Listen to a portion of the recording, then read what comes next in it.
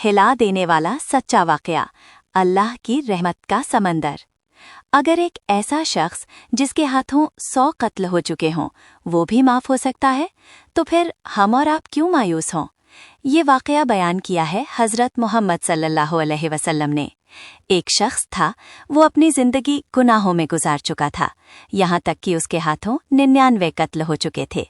मगर एक दिन उसके दिल में खौफ जागा। उसे एहसास हुआ कि मैंने क्या कर दिया, क्या मेरे लिए तौबा का कोई रास्ता बाकी है? वो एक इबादत गुजार शख्स के पास गया और पूछा, क्या मेरी तौबा कबूल हो सकती है? उस इबादत गुजार ने कहा, नहीं, तुमने बहुत बड़े गुनाह किए हैं, तुम्हारे लिए कोई माफ़ी नहीं। ये सुनकर वो शख्स गुस्से में आ गया और उसने उसे भी कत्ल कर दिया।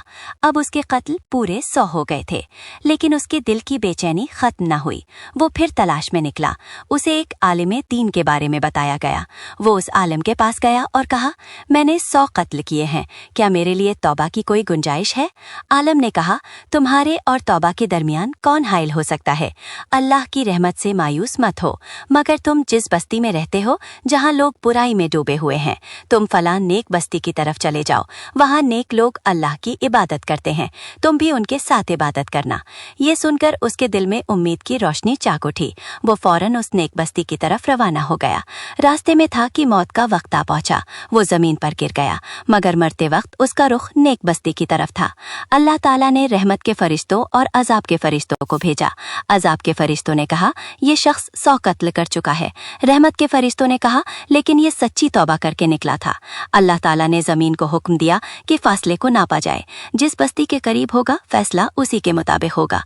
जब नापा गया तो वो नेक बस्ती के ज्यादा करीब। सही बुखारी और सही मुस्लिम की रिवायत के मुताबिक हदीस में बताया गया है कि अल्लाह ताला से सच्ची तौबा करने वाले के लिए उसकी रहमत बहुत वसी है। जैसा कि इस वाक़ये से जाहिर होता है, नेक बस्तियों की तरफ हिजरत करना और तौबा का इरादा करना अल्लाह की खुशनुदी का बाइस बनता है। सोचिए, 100 कत्ल करने वाला अगर सच्ची तौबा से माफ़ हो सकता है तो हम क्यों मायूस रहें? अल्लाह की रहमत बहुत वसी है। जब तक सांस है दरवाज़ा खुला है। अभी इसी लम्हे सच्ची तौबा कर लें।